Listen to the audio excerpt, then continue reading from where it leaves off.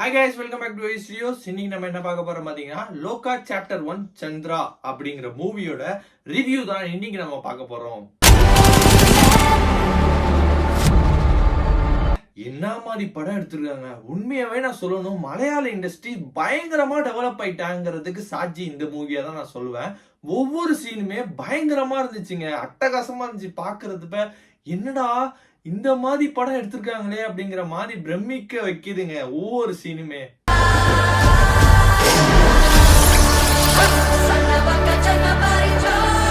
நான் first trailer வரப்பே முடிவு பண்ணிட்டேன், இந்த படத்தை நம்ம எப்படியாவது நம்ம தியேட்டர்ல பார்த்தே ஆகணும், எக்ஸ்பீரியன்ஸ் பண்ணணும் அப்படிங்கிற முடிவு பண்ணிட்டேன். சரி, டிக்கெட் கவுண்டர்ல போய் நான் எடுக்க போறப்ப பாத்தீங்கன்னா அந்த டிக்கெட் கவுண்டர் ஆளுங்களே சொல்றாங்க, கூலி படத்துக்கு கேக்குறாங்க. அவங்க வந்துட்டு சில கூலி படத்துல வந்து பாதி ஃபுல்லா இருக்கு அப்படிங்கிற மாதிரி சொல்லணும். இந்த படத்தை இவங்க சஜஸ்ட் பண்றாங்க, இந்த படம் பாருங்க செம்மையா இருக்கு அப்படின்னு சொல்லிட்டு. பரவாயில்லையேப்பா அப்படின்னு சொல்லிட்டு நம்மளும் ஒரு டிக்கெட் எடுத்துட்டு உள்ள போய் நுழைஞ்சி ஃபர்ஸ்ட் ஸ்டார்டிங்ல இருந்து எண்டிங் வரைக்கும் என்னமா ஒரு என்கேஜிங் கொடுத்துருக்காங்க பாத்துக்கோங்க. என்ன இப்படி இருக்குமோ அப்படி இருக்குமோன்னு ஒரு ஆடியன்ஸை வந்து அப்படியே உட்கார வச்சு பாக்குற அளவுக்கு பாத்தீங்கன்னா ஒரு எக்ஸ்பீரியன்ஸ் கொடுத்துருக்கு இந்த மூவி. இந்த மூவில வந்து நான் ஏகப்பட்ட விஷயம் சொல்லலாங்க, பாசிட்டிவ்னு சொல்லலாம், ஏகப்பட்ட நெகட்டிவ் வந்து ஒண்ணு கூட இல்லைன்னு தான் நான் சொல்ல முடியும். அந்த அளவுக்கு பாத்தீங்கன்னா ஒவ்வொரு சீனுமே பயங்கரமா எடுத்திருக்காங்க.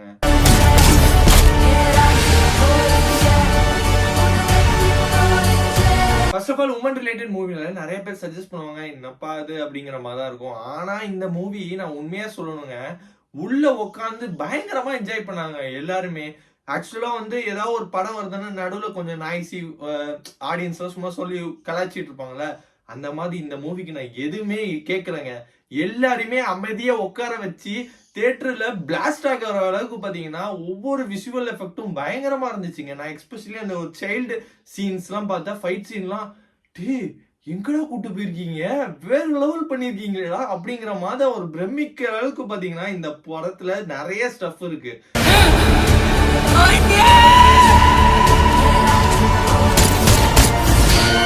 அப்புறம் இந்த படத்துல நடிச்ச கல்யாணிய பத்தி சொல்லி ஆகணும். பார்க்க ஒவ்வொரு ஃப்ரேமும் அப்படியே மெழுகு சில மாதிரி, எப்பா என்னப்பா இப்படி இருக்காங்க அப்படிங்கிற மாதிரி இருந்துச்சுங்க.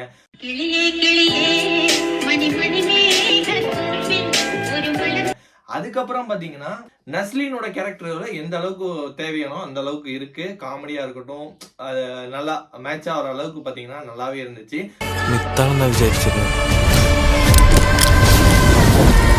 சாண்டியை பத்தி சொல்லி ஆகணும், வில்லத்தனம் பயங்கர கொடூரமா பண்ணியிருக்காருன்னு சொல்லலாம். இந்த படத்துல ஆக்சுவலா நம்ம வந்து லியோல பார்த்திருப்போம், ஒரு வில்லத்தனம் பயங்கரமா பண்ணியிருக்கா, அதே மாதிரிதான் இந்த இதுலயும் பண்ணியிருக்காரு. ஒண்ணு நல்லவங்க எங்க அம்மா மாதிரி, இன்னொன்னு டோட்டலா வந்து மலையாள இண்டஸ்ட்ரி ஒரு மார்வல் யூனிவர்ஸுக்கு கொண்டு வர போறாங்க. அதுக்கான அறிகுறி பாத்தீங்கன்னா இந்த இதுல இருந்து ஆரம்பம். துல்கர் சல்மானை பத்தி சொல்லி ஆகணும். ப்ரொடக்ஷன் பாத்தீங்கன்னா 2 படமே தரமா பண்ணிருக்காருங்க. லோகா சாப்டர் 1 பாத்திருக்கேன், இன்னும் ஹிருதயம் இன்னும் பார்க்கல. அதுவும் பாத்தீங்கன்னா பாசிட்டிவ் ரிவ்யூவா வந்துட்டு இருக்கு. ஆனா அந்த படமும் நான் போய் பார்த்து அதுக்கும் ரிவ்யூ போடணும்னு ஆசையா இருக்கு. பட் ஆனா போய் பார்ப்போம் அந்த படமும். பட் இந்த மூவியை பத்தி நான் சொல்லி ஆகணும். இந்த மூவி பாத்தீங்கன்னா எப்படி நம்ம இங்கிலீஷ்ல மார்வல் யூனிவர்ஸ் வச்சு கொண்டாடிட்டு இருக்கோம், அதே மாதிரி மலையாளத்துக்கு ஒரு மார்வல் யூனிவர்ஸ் வரப்போகுதுங்க, வந்துருச்சுங்க.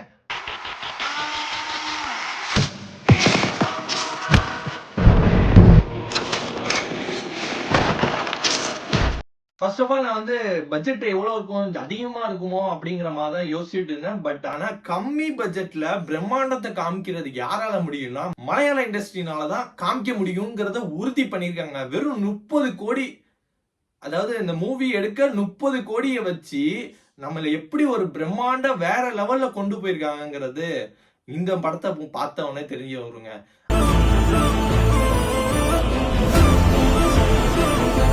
நம்ம சூப்பர்மேன், ஸ்பைடர்மேன், பேட்மேன் அந்த மாதிரி நிறைய ஜேர்னல் பார்த்திருப்போம். ஆனா ஒரு சூப்பர் உமன் வந்து நம்ம மலையாளத்துல வந்து கல்யாணியா வந்திருக்காங்க. அந்த இதுல பாத்தீங்கன்னா யாருக்குமே அந்த பிசுறு தட்டலைங்க. பார்த்தா சில சீன்ஸ் எல்லாம் பார்த்தோம்னா வந்தோடனே இவங்களா இப்படியா அப்படியா அப்படிங்கிற மாதிரி யோசிக்க தோணும். ஆனா அந்த யோசனைக்கு நீ இடமே கொடுக்கலங்க இந்த படம். சந்திரா. இன்னொன்னு நான் சொல்லி ஆகணும், ஒரு படத்துல ஒரு கதையை வந்து ஒரு ஆள் சொல்றாரு, எக்ஸ்போஸ் பண்றப்ப அவரோட வாய்ஸ் பாத்தீங்கன்னா பேக்ரவுண்ட்ல வந்துகிட்டே இருக்கும். ஒரு இடத்துல பாத்தீங்கன்னா நின்றுச்சு, ஆனா அது நின்னது வந்து ஒரு இதாவே தெரியல. என்னடா கதை சொல்லிக்கிட்டே இருந்தாரு, திடீர்னு பார்த்தானா அதை வந்து விஷுவலாவே அதுக்குள்ள கதைக்குள்ளே கொண்டு போயிட்டாங்க. அப்புறம் எண்ட்ல வந்து அவரோட பேசுற ஒரு டயலாக்கோ, அதாவது அந்த ஸ்டோரி சொல்லி முடிக்கிறப்போ பாத்தீங்கன்னா அவரோட இது வருது. இதெல்லாம் பாத்தீங்கன்னா ஒரு சின்ன சின்ன மைன்யூட் தான். ஆனா வந்து பாக்குறப்ப எங்கேயுமே வந்து ஒரு பிசிறு தட்டல. அந்த அளவுக்கு பாத்தீங்கன்னா செம்மையா செதுக்கி இருக்காரு டாமினிக் அருண். உண்மையாவே அவரை பத்தி சொல்லியே ஆகணும். உண்மையாவே படம் அட்டகாசமா பண்ணியிருக்காருங்க. இந்த ஃபர்ஸ்ட் இன்ட்ரோல் வரைக்குமே பாத்தீங்கன்னாலே ஒரு ச்சே இப்படி இருக்குமோ, என்னடா என்னடா இப்படி என்னடா இது அப்படிங்கிற மாதிரி கொண்டு போயிருந்தாரு இன்ட்ரோல் வரைக்குமே. இன்ட்ரோலுக்கு அப்புறமும் பாத்தீங்கன்னா அந்த மூவி அப்படியே கண்டினியூ ஆகுது. எந்தவித ஸ்லாங், அதாவது பாத்தீங்கன்னா கொஞ்ச இடத்துல டவுன் ஆகும், கொஞ்ச இடத்துல அப் ஆகும், அந்த மாதிரி எதுவுமே இல்லை இந்த படத்துல. நான் குறை சொல்ற அளவுக்கு பாத்தீங்கன்னா எதுவுமே இல்லைன்னு தான் எனக்கு தோணுது. எனக்கு தெரிஞ்சு அப்படி யாருமே நெகட்டிவ் ரிவ்யூஸ் சொல்லவே மாட்டாங்கன்னு சொல்லுவேன் இந்த படத்துக்கு.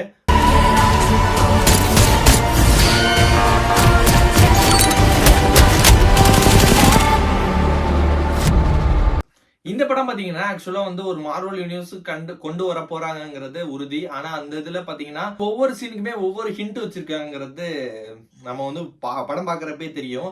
இவங்களோட கதை பாத்தீங்கன்னா இன்னும் கொஞ்சம் இருக்கு, இவங்களோட கதை பாத்தீங்கன்னா இந்த இதுல இருக்கு அப்படிங்கிற ஒரு பெரிய உலகத்தை கொண்டு வர போறாங்கிறது எந்தவித சந்தேகமும் இல்ல. இப்ப பாத்தீங்கன்னா லோகா சாப்டர் 1 சொல்லிட்டு சந்திராவோட கேரக்டர், அவங்களோட கேரக்டர் பாத்தீங்கன்னா இந்த 1ன்னு வரும், அடுத்து 2ன்னு வரும், அடுத்து கடைசி எண்ட்ல பாத்தீங்கன்னா நம்ம வந்து பார்த்திருப்போம். அதாவது நடுவுல ஒரு சீன்ஸ்ல வந்து பேக் கேமரால வச்சு தெரிஞ்சிருக்கும், ஒரு துல்கர் தானே அப்படின்னு சொல்லி கன்ஃபார்ம் பண்ணிருப்போம். ஆனா வந்து படத்தோட எண்டுல அது இருக்கு, அது இருக்கு. நான் எதுவும் சொல்லல, அது இருக்கு. அதை பாருங்க, பார்த்து என்ஜாய் பண்ணுங்க.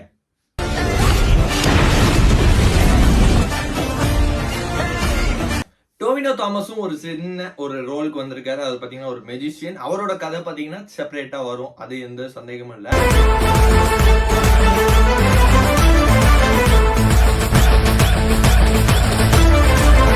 இன்னொன்னு சௌபினியும் ஒரு சீன்ல காமிச்சிருப்பாங்க. மேபி அவருக்கு ஒரு கேரக்டர், அவருக்கு ஒரு ஸ்டோரி இருந்தாலுமே எந்தவித சந்தேகமும் இல்ல. அவரோட கேரக்டருக்கு ஒரு ஸ்டோரி இருக்கு. அதே மாதிரி பாத்தீங்கன்னா துல்கருக்கு வராரு, துல்கருக்கு ஒரு ஸ்டோரி இருக்கு. எல்லாத்துக்குமே ஒவ்வொரு செப்பரேட் ஸ்டோரியா வருது. கடைசியா எல்லாருமே சேர்ந்து மாலிவுட் இண்டஸ்ட்ரியா ஒரு கிளாஷ் வரப்போகுது. எப்படி நம்ம அவெஞ்சர்ஸ் எண்ட் ஆஃப் கேம் அப்படின்னு சொல்லிட்டு ஒரு செம ஹிட் கொடுத்தாங்களோ, அதே மாதிரி பாத்தீங்கன்னா கடைசி பார்ட்ல இந்த ஹிட் கொடுக்குற அளவுக்கு பாத்தீங்கன்னா தகுதியான ஆளு யார் வந்திருக்கான்னு பாத்தீங்கன்னா மாலிவுட் இண்டஸ்ட்ரி வந்திருக்காங்கன்னே சொல்லலாம்.